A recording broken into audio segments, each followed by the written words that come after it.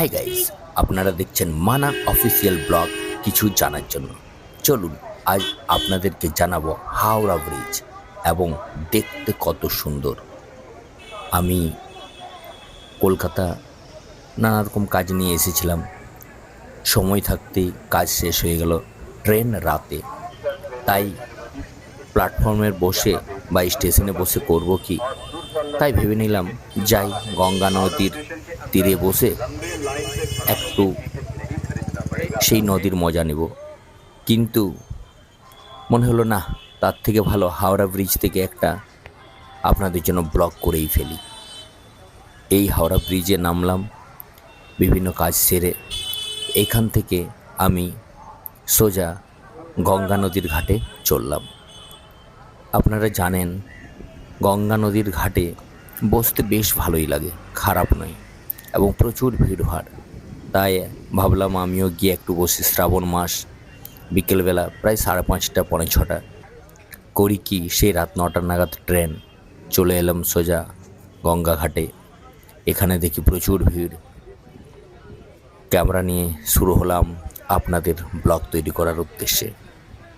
ভালো লাগে, তাই ব্লগের মাধ্যমে যতটা পারি আপনাদেরকে ইনফরমেশন দেওয়ার চেষ্টা করি।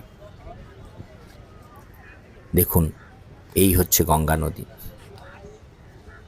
ভাবলাম এখানে বসে একটু সময়টা স্পেন্ড করব, তার সাথে সাথে একটা ছোট্ট ব্লগও তৈরি হয়ে যাবে। দূর থেকে সেই টাউন দেখা যাচ্ছে, কলকাতা। এই পাশে হাওড়া, ওই পাশে কলকাতা, মাঝখানে আমাদের সংযোগস্থল হচ্ছে হাওড়া ব্রিজ। এখন তো বর্তমানে আমাদের মেট্রো রেল তৈরি হয়ে গেছে। তো এই দেখুন হাওড়া ব্রিজ, দেখতে অপরূপ সুন্দর, সত্যি একটা আশ্চর্যজনক। মাঝ এত বড় গঙ্গা নদী, এতটা চওড়া। দেখুন নৌকা পার হচ্ছে, প্রচুর জল। বর্ষার সময় এসেছি, তাই বৃষ্টি ভালোই হয়েছে। সেই তুলনায় নদী একদম ভরে থই থই। প্রচুর লোক হাওড়া ব্রিজের উপর হাঁটাহাঁটি করে। আপনাদের সকলের জানা। দেখুন যতটা পাচ্ছি জুম করে টানার চেষ্টা করছি। এতটা চওড়া নদী, কিন্তু মাঝখানে কোথাও কোনো স্তম্ভ বা পিলার নেই। কিভাবে সেই ব্রিজ ইংরেজ আমলের তৈরি হয়েছে, কতটা মাথায় বুদ্ধি রেখে এমনভাবে সেই ব্রিজকে তৈরি করা হয়েছে, যাতে সেই ব্রিজের উপর তলাতে যেন কোনো পিলারের প্রয়োজন হয় না। দূর থেকে স্টিমার দেখা যাচ্ছে। আসলে কলকাতার ওপাশে যাওয়ার বর্তমানে 3টে পথ হয়ে গেছে। একটা মেট্রো রেল, তারপর হাওড়া ব্রিজ, তার উপর স্টিমার।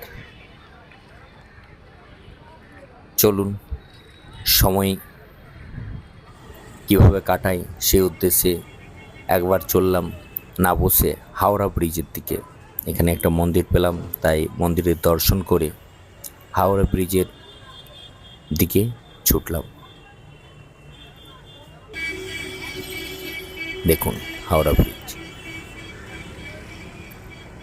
আসলে এই হাওড়া স্টেশনে প্রচুর ভিড় থাকে, প্রচুর ভিড়।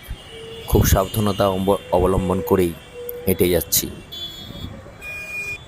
রবীন্দ্র সেতু লেখা আছে ব্রিজের গায়ে, সেটা জুম করে দেখানোর চেষ্টা করলাম।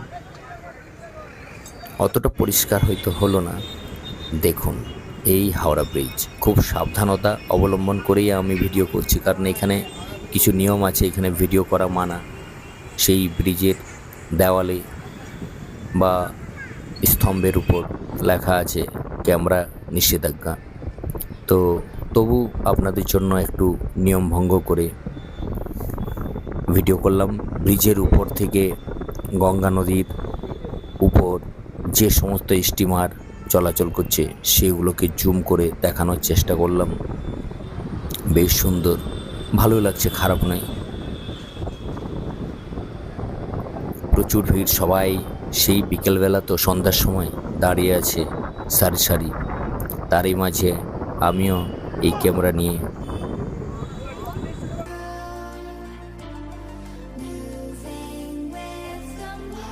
বেরিয়ে পড়লাম। ওয়াও, ফ্যান্টাস্টিক, সত্যি অসাধারণ। ঠিক সন্ধে হয়েছে, চারদিকে লাইট জ্বলে গেছে। যখন লাইট জ্বলেছিল না তখনের রূপ এবং এখনের এই যে চারদিকে লাইট জ্বললো টাউনে এবং নদীর ওপারে, তাছাড়া হাওড়া ব্রিজের গায়ে যে লাইট জ্বললো, তা দেখতে অসাধারণ, দেখতে এত অপরূপ, কি সুন্দর। এই জোনাকির মতো সেই হাওড়া ব্রিজের গায়ে লাইটগুলো দেখা যাচ্ছে এবং লাইটের আভাস গঙ্গা নদীর উপর যখন পড়ছে তখন দেখতে মনে হচ্ছে এখানেই থাকবো, আর বাড়ি ফিরবো না। বড় সুন্দর, সত্যি অপরূপ সুন্দর। এটা মনে হয় না ভিডিওটা করলে আমি অনেক পস্তাতাম, মিস করতাম অনেক। আমার তো দেখে এই দেখুন কি সুন্দর, নানা রকম লাইট দিয়ে সাজানো, দেখতে বেশ সুন্দর লাগছে। তার সাথে সাথে হাওড়া ব্রিজের উপর গাড়িগুলো যখন চলছে তখন তাদের যে লাইট রাতের অন্ধকারে, তাতে আরো বড় সুন্দর লাগছে। সব মিলিয়ে সত্যি এই গঙ্গা নদীর বুকে এটা গর্বের ব্যাপার। বড় সুন্দর, খুব ভালো লাগলো আমায়, তাই আমি ভিডিওটা শেয়ার করলাম।